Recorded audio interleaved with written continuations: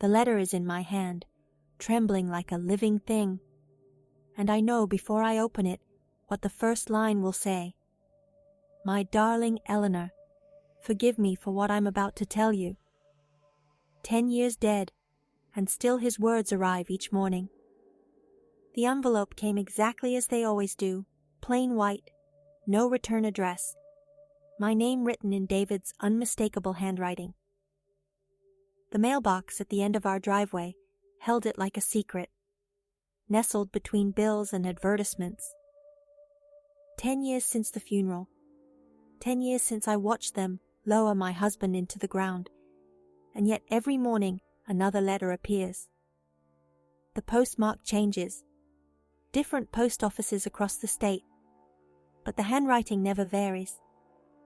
That careful slant, the way he always crossed his T's too high, the particular curve of his signature at the bottom of each message.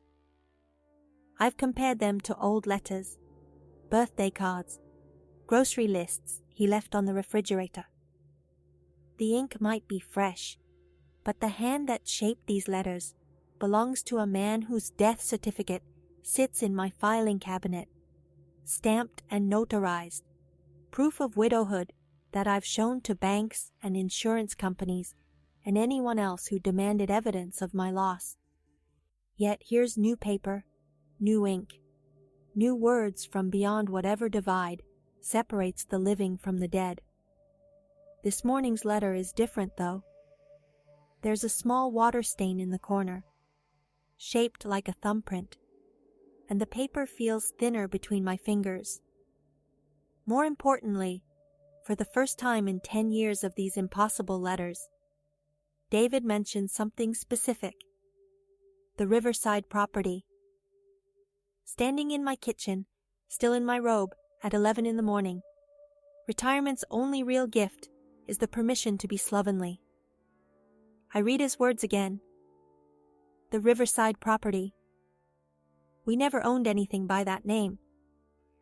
David managed commercial real estate before his heart attack. Yes, but our investments were modest. The house we lived in paid off 5 years before he died. His life insurance, which Catherine contested but couldn't touch. The small portfolio of stocks he'd accumulated over 30 years of careful saving. But no Riverside property. Unless... My phone rings, and I already know it's Catherine before I look at the screen. My stepdaughter has a sixth sense for moments when I'm thinking about her father, as if she can feel the disturbance in whatever force field she believes connects her to David's memory. She was 28 when he died, old enough to have her own life, but young enough to make his death about her grief, her loss, her interrupted relationship with Daddy. Never mind that I was the one who found him collapsed in his study, who performed CPR until my arms ached, who held his hand in the ambulance while she was across town at her yoga class. "Have you been to the house?"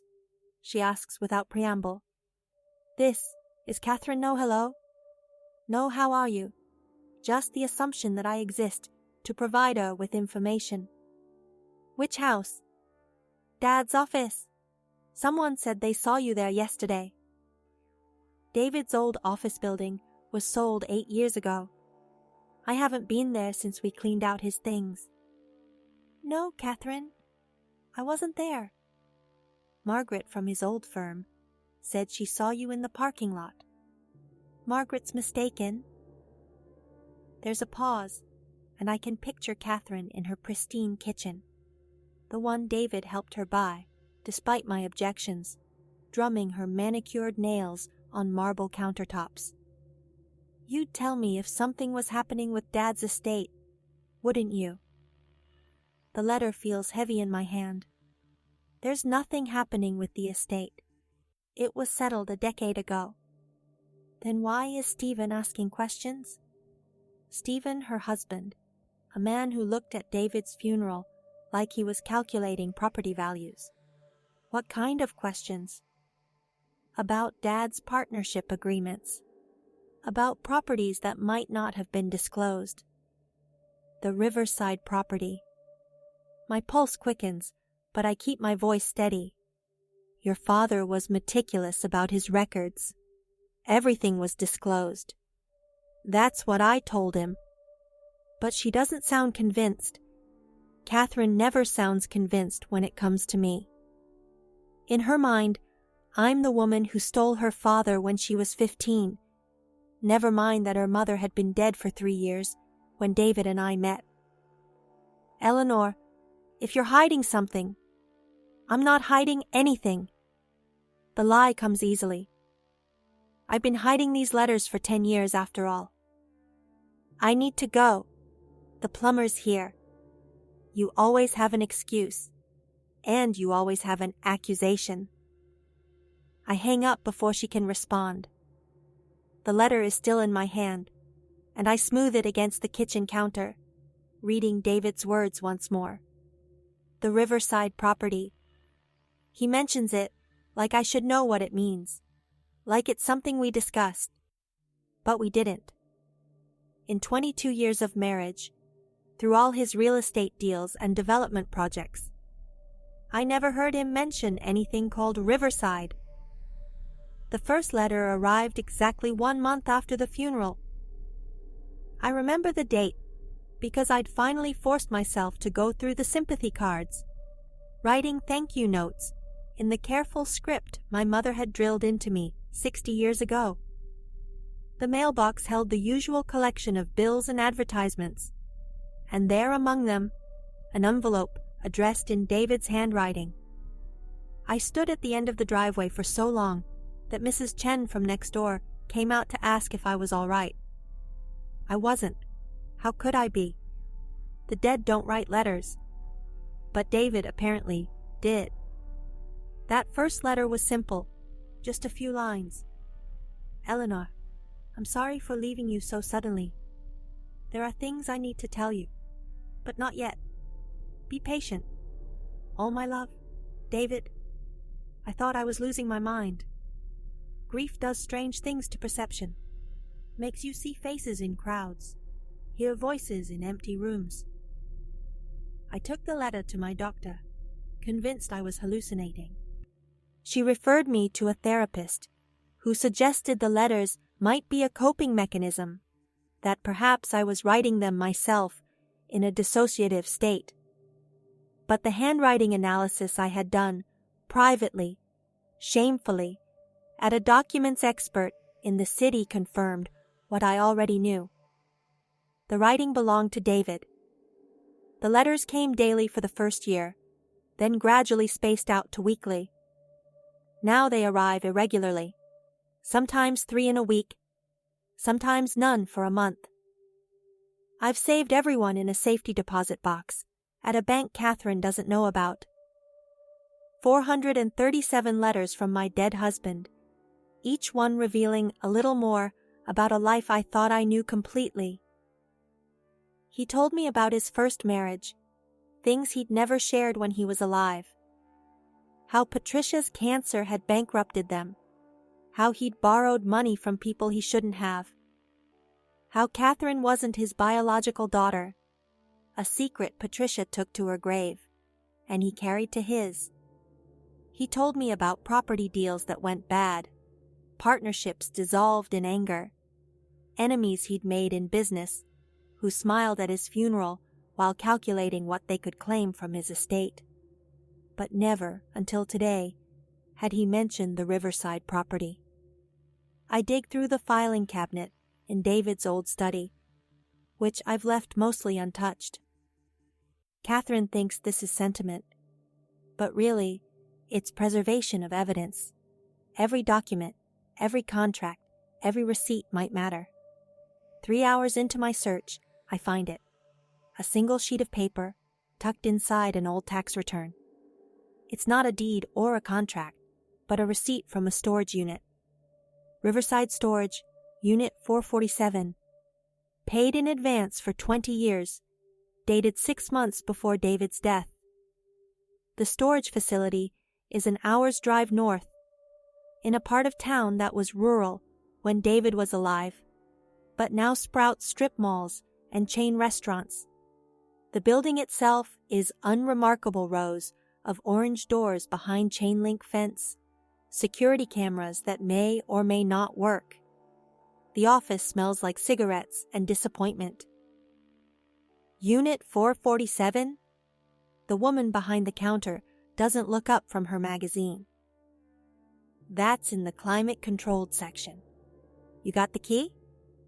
I don't, but David was predictable in his precautions. I lost it. I'm the owner's widow. She sighs like I've asked her to solve world peace. Got ID? Death certificate? I carry David's death certificate in my purse have for 10 years, like a talisman against anyone who might question my right to his legacy.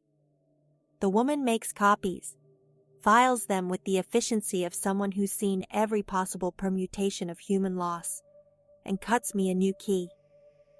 Been a while since anyone's been in that unit, she says, suddenly chatty. Your husband used to come every month, regular as clockwork. Then nothing for, must be 10 years now. My hand freezes on the key. He came every month? Like I said, regular as clockwork. Always brought coffee for me and Marcus. He's the security guard. Nice man, your husband. Sorry for your loss. But David couldn't have come every month. In 22 years of marriage, he never disappeared for unexplained hours. We had a shared calendar, tracked each other's phones, not from suspicion, but from the practical coordination required of two busy people sharing a life. When would he have driven an hour north to visit a storage unit? Unless he came during work, unless those client meetings, those property inspections, those partnership lunches were something else entirely. Unit 447 is at the end of a long hallway that smells like industrial cleaner and secrets. The key turns easily, like it's been waiting for me. The door rolls up on well-oiled tracks, and I'm looking at David's other life. File boxes, dozens of them, labeled in his handwriting with dates going back 30 years. A desk and chair, like he actually worked here. A filing cabinet locked, but the key is taped underneath, because David always believed the best hiding spots were the obvious ones. And on the desk, centered like an altar offering, a single manila envelope with my name on it. Inside the envelope is a photograph I've never seen. David, maybe 10 years younger, standing next to a man I don't recognize outside a building I don't know. They're both holding champagne glasses, both grinning like they've just won the lottery. On the back, in David's writing, Riverside Development, Day 1, the beginning of the end. The man in the photo is younger than David, maybe 40 in the picture, which would make him 50 or so now. Handsome in that aggressive way of men who treat business like warfare. There's something about his smile that makes my skin crawl, even in a photograph too wide, too white, too pleased with himself. I start opening file boxes, each one a window into transactions I knew nothing about. Riverside Development wasn't just one property. It was David's shadow company, operating parallel to the business I thought I knew. The paperwork goes back 15 years, 5 years before his death. Shell companies layered on shell companies, properties bought and sold through intermediaries. A paper trail designed to confuse anyone who might follow it. But I was a forensic accountant before I married David. This is what I did for 30 years. Followed paper trails, found hidden assets, exposed financial deceptions. I retired when we married, because David said we didn't need the money. And I was tired of discovering how many ways people could betray each other. Now, sitting on the concrete floor of a storage unit, I'm discovering my husband was exactly the kind of person I used to investigate. The letters make sense now. They're not messages from beyond. They're an elaborate confession system David set up before he died. Somewhere in these files is the mechanism, the explanation for how a dead man sends mail. But I'm not finding it in the chaos of documents, so I return to what I know, the letters themselves. Back home, I spread 6 months of letters across the dining room table, looking for patterns. The postmarks form a rough circle around the city, never the same post office twice in a row, but returning to each location approximately every 40 days. 40 days! Biblical, but also practical. It's long enough that postal workers won't remember a particular customer, won't notice a pattern. My phone buzzes. Text from Catherine. Meeting with lawyers tomorrow about Dad's estate. You should be there. There's nothing left of the estate to discuss, unless she knows about Riverside. Unless Stephen's questions aren't fishing expeditions, but targeted strikes. I text back. What lawyers? Probate specialists. Stephen found discrepancies. Discrepancies.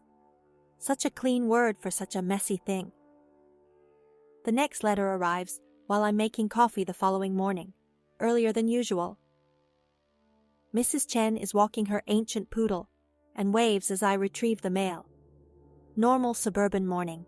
Normal widow reading her mail. Nothing to suggest that my dead husband is about to reveal another secret.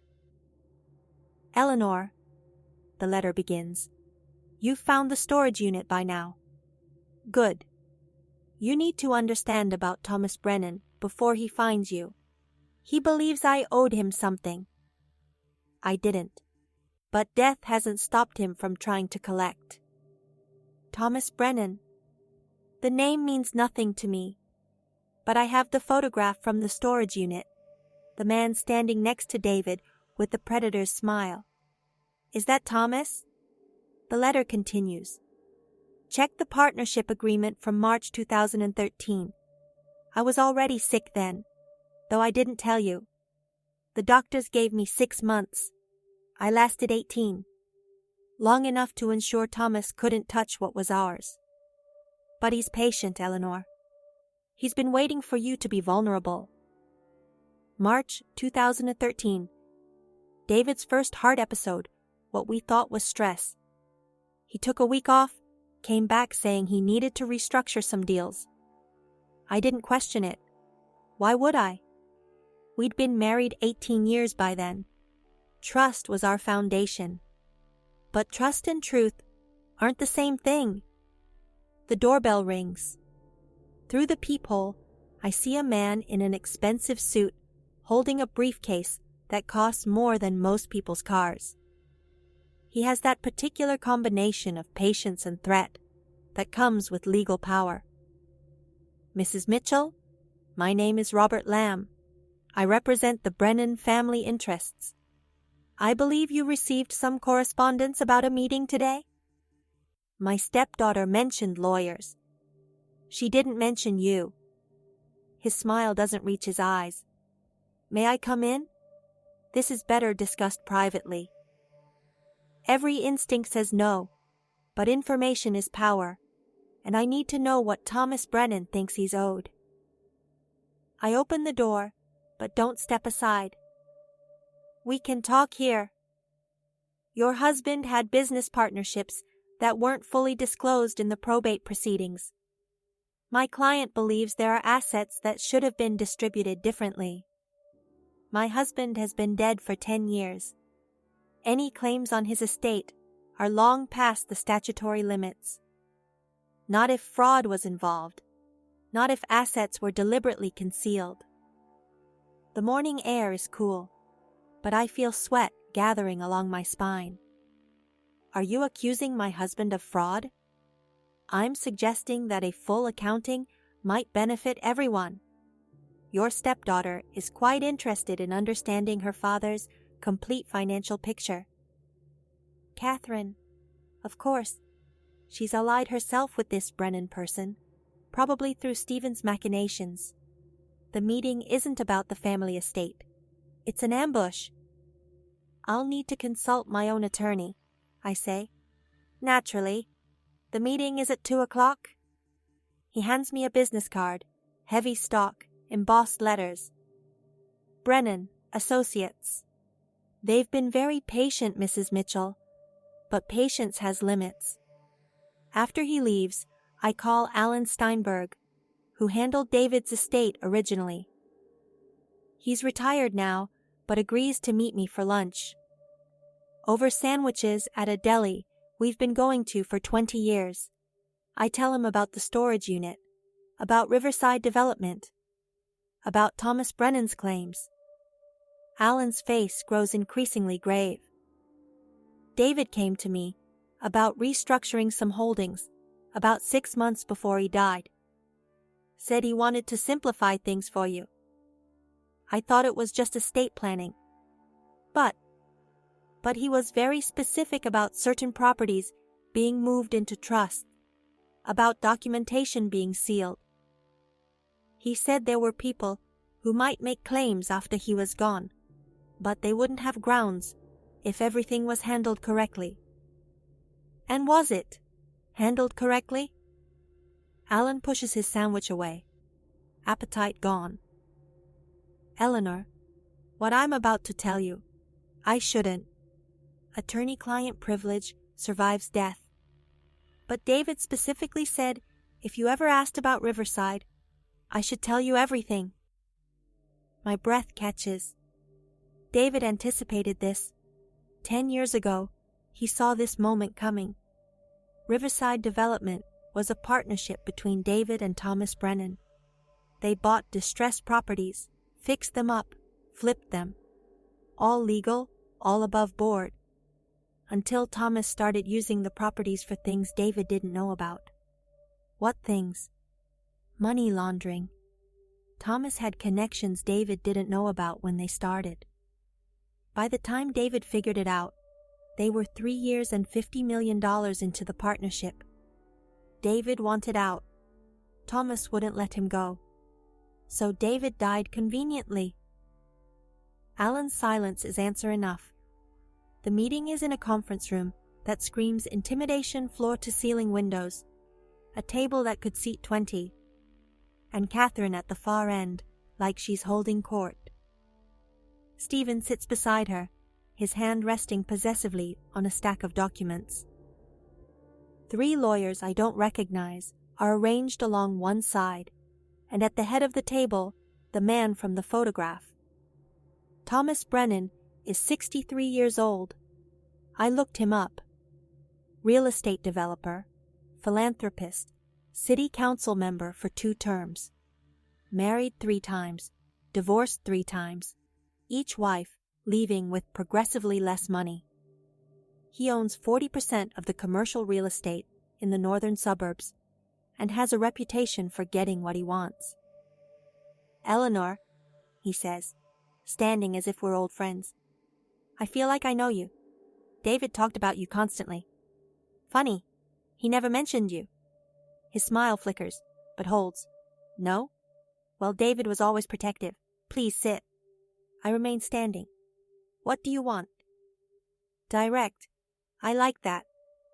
What I want is what I'm owed. Your husband and I were partners. When he died, that partnership should have been dissolved according to our agreement. Instead, David spent his last months hiding assets, transferring properties, making it impossible for me to claim my rightful share. And what share is that? 70%. I almost laugh. Of what? David's estate was properly probated.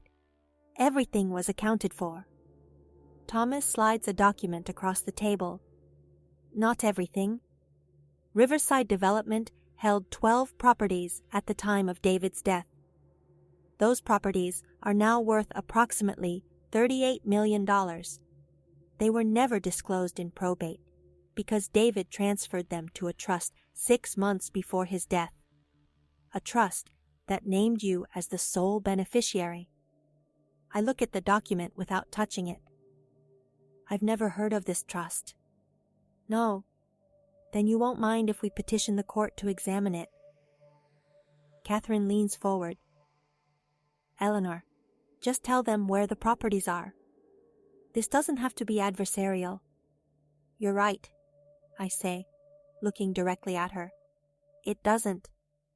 Because there are no hidden properties. Your father's estate was completely disclosed. Then explain this. Stephen pushes another document forward. Transfer deed, dated 6 months before David died. 12 properties moved from Riverside Development LLC to Mitchell Family Trust. Your signature as trustee. I examine the signature. It's good, very good. But I know my own handwriting the way I knew David's, and this isn't quite right. The E in Eleanor is too round, the L too short. This is forged. That's a serious accusation, one of the lawyers says. It's a statement of fact.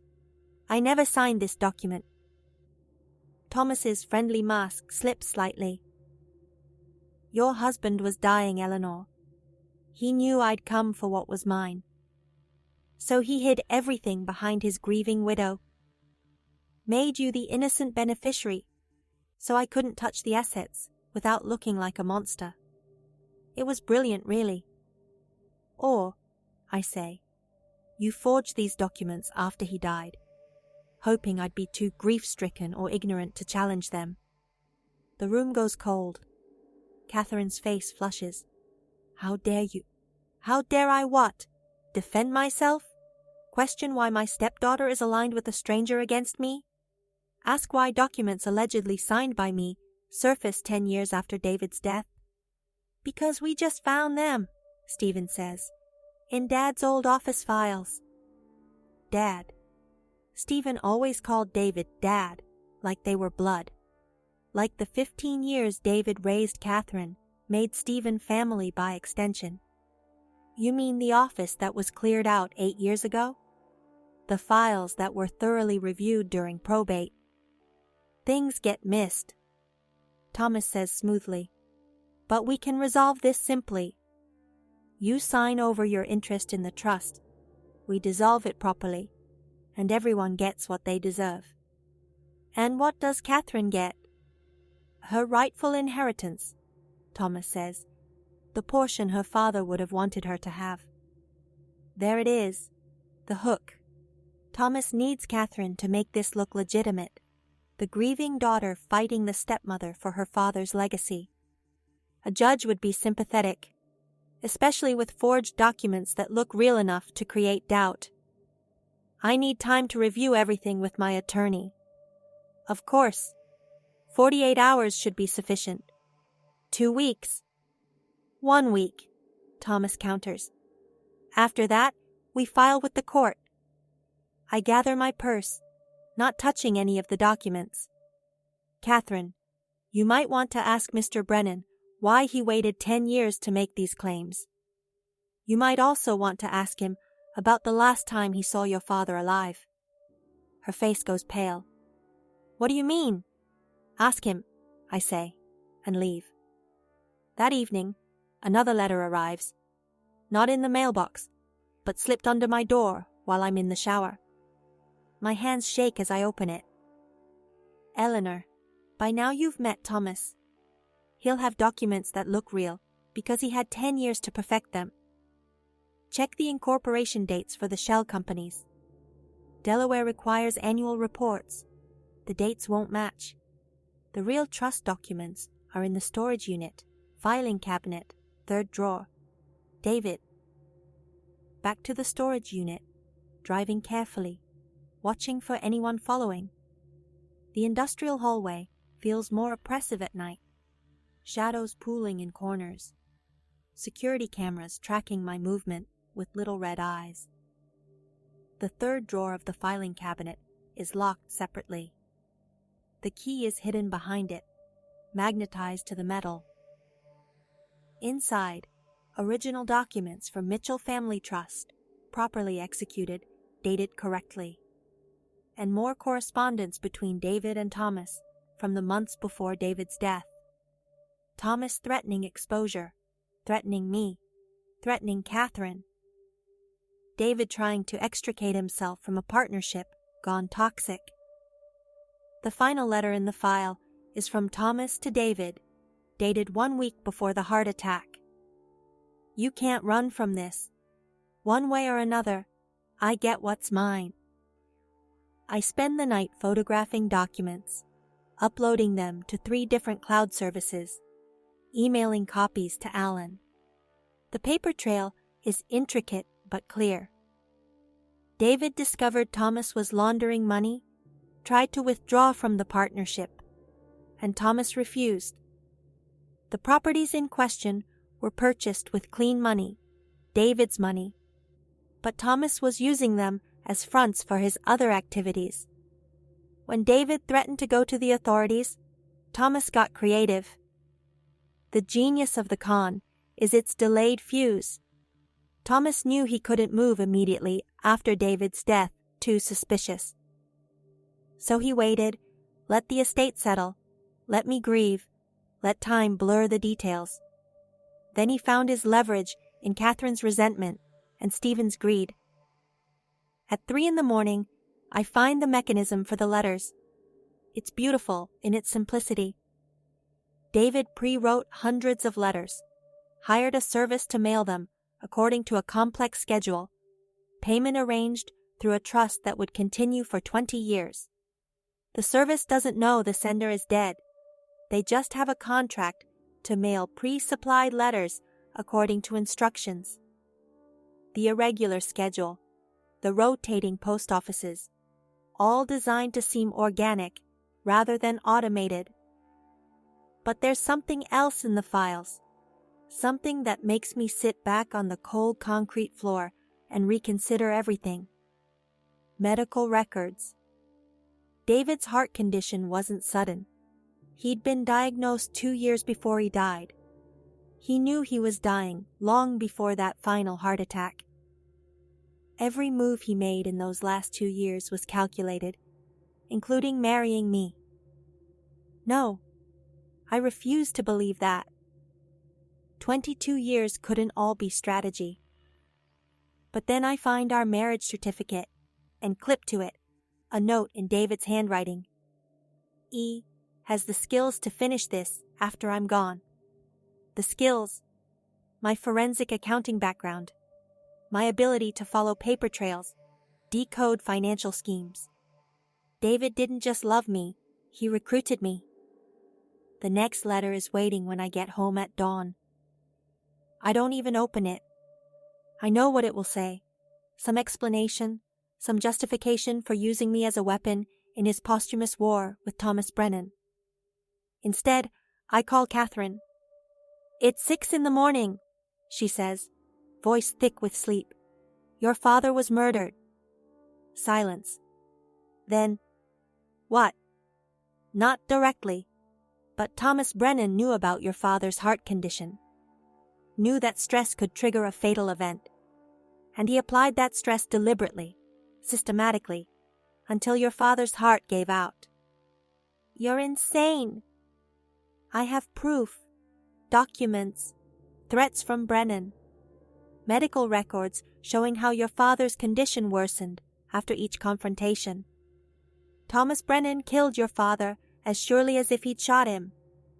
Why are you telling me this? Because you're helping the man who killed your father steal what David died trying to protect. She hangs up. But an hour later, she's at my door, still in pajamas, mascara smeared from crying. Show me, she says. I spread the documents across the dining room table, the threats, the medical records, the timeline of David's decline correlating with Thomas's escalating pressure. Catherine reads in silence, occasionally gasping at some new revelation. Why didn't he tell us? Would you have believed him? A business dispute that was killing him. You would have said he was being dramatic. She starts to protest, then stops. We both know it's true. Catherine idolized her father, but never took his business seriously, never understood the stakes he played for. What about the properties? The 38 million? They don't exist, not as clean assets anyway. Those properties are toxic tied to Thomas's money laundering. If we claim them, we own the crimes attached to them. Your father spent his last months making sure they couldn't be traced to us. So Thomas gets nothing? Thomas gets investigated. I've sent everything to the FBI, the IRS, the State Attorney General. By the time they're done with him, he'll wish he'd left us alone. Catherine stares at me, and for the first time in 10 years, I see something other than resentment in her eyes. You're not who I thought you were. Neither was your father. She picks up one of David's letters, reads his handwriting. How? I explain about the service, the pre-written letters, the elaborate system David created. Her face cycles through disbelief, anger, wonder. He planned all of this? Knew you'd figure it out? He hoped I would. Your father always said I was better at puzzles than he was. Is that why he married you? The question I've been avoiding. I don't know. Maybe partly. But Catherine, he loved us both. Everything he did, even the lies, was to protect us from Thomas Brennan. She's quiet for a long moment. Then, Stephen doesn't know about any of this. He thought there was money we'd missed. I know. What do I tell him? The truth, that his greed nearly handed us over to your father's killer. She flinches but nods. The meeting with Brennan is cancelled. Alan Steinberg is filing injunctions this morning. By noon, Thomas Brennan will be too busy with federal investigators to worry about us. Catherine leaves, and I'm alone with David's letters. 437 messages from beyond, each one a breadcrumb in a trail he laid before dying. I open the morning's letter, the one I'd ignored earlier. Eleanor, if you're reading this, you know everything now. I'm sorry for the deception, for using your skills without asking, for making you my unwitting executor in a war you didn't know we were fighting. But I'm not sorry for marrying you. That was the one clean thing in a decade of dirty deals. You asked me once why I chose you, and I gave you romantic nonsense about love at first sight. The truth is both simpler and more complex. I chose you because you were brilliant and ethical and everything I'd failed to be.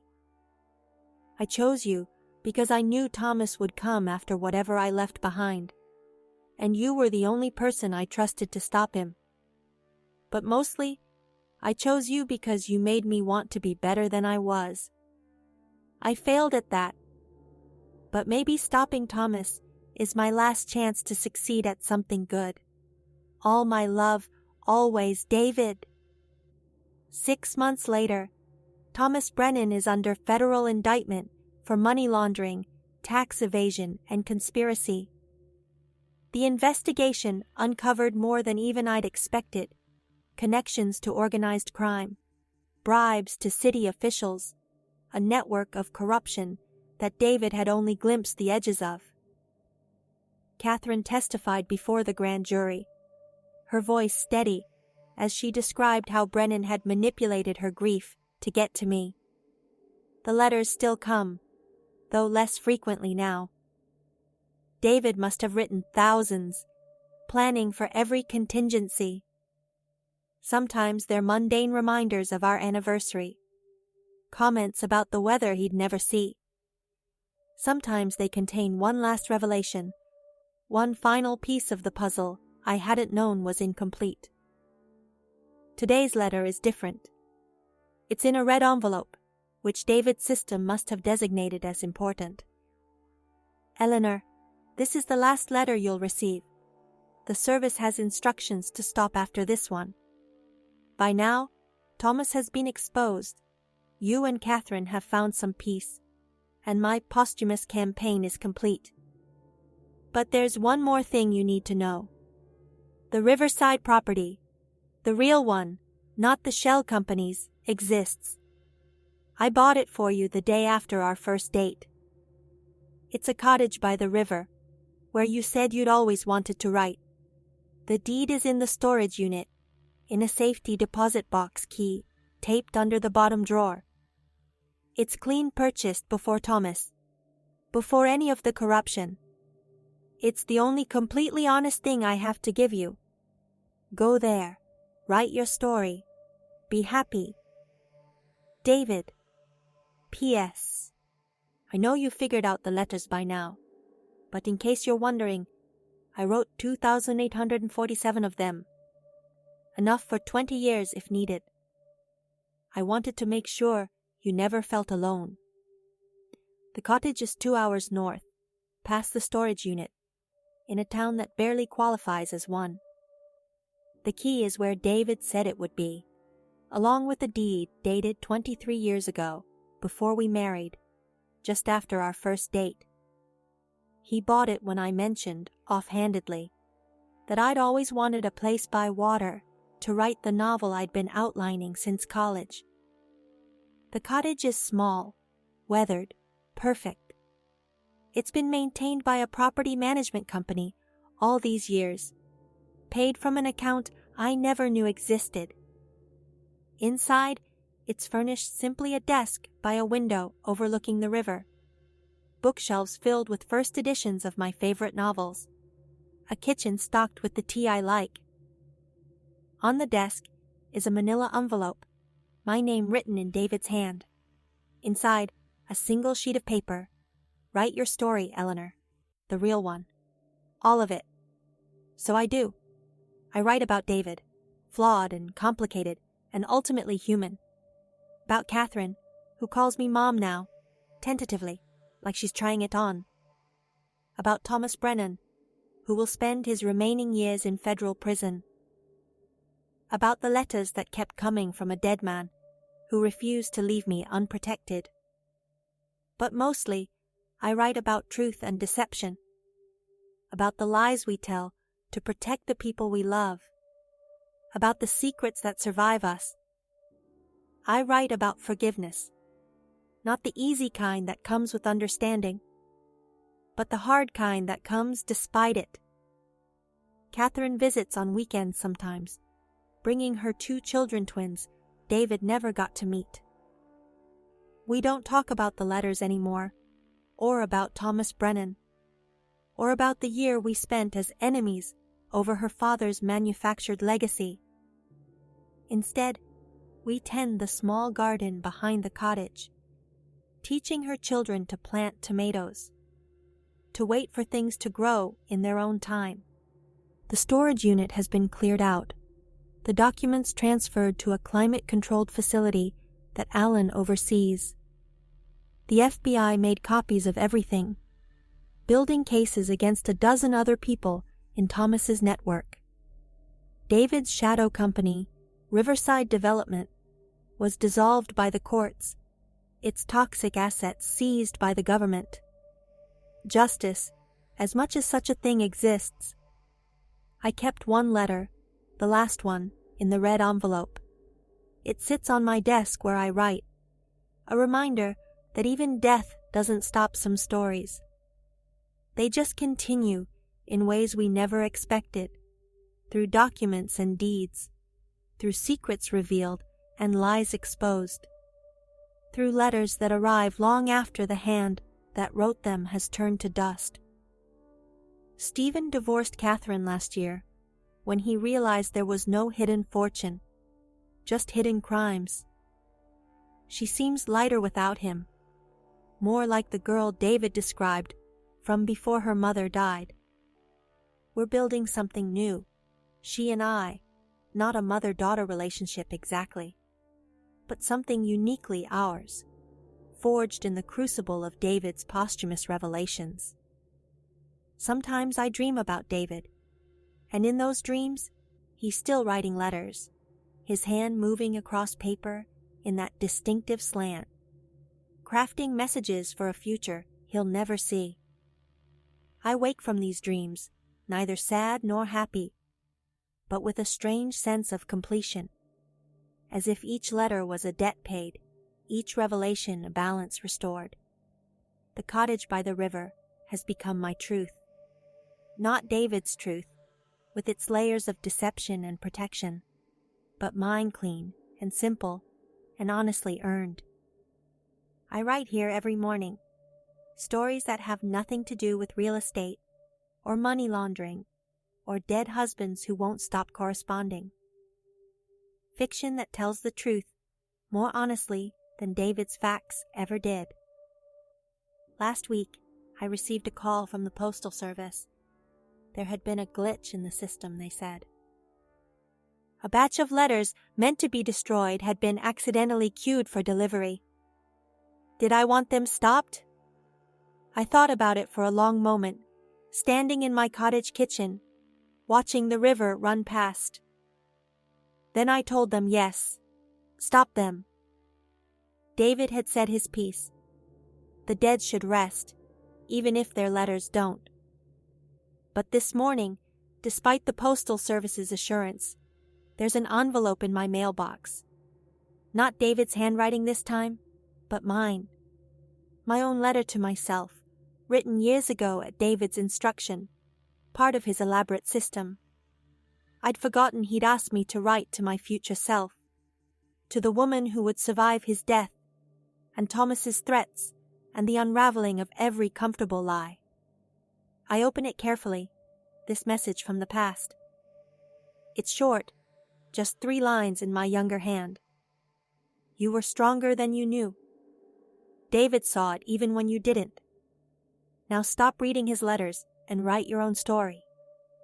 So, that's what I do. I take the red envelope, David's last letter, and I burn it in the fireplace. The smoke curls up the chimney and disappears into the winter sky, carrying with it 10 years of impossible correspondence. The storage unit key goes in the river, sinking quickly in the cold current. The copies of documents, the proof of Thomas's crimes and David's deceptions, those stay with Alan and the FBI, doing their slow work of justice. But here, in this cottage by the river, there are no more letters from the dead. Only the sound of water over stones, the scratch of pen on paper, and the story I'm finally free to tell. Not David's story, not Catherine's, not even the story of a woman who received letters from her dead husband for 10 years. Just my story, unadorned and true, beginning here, beginning now. The tomatoes in the garden are coming in beautifully this year, red and ripe and honest. Thank you for walking this path with me.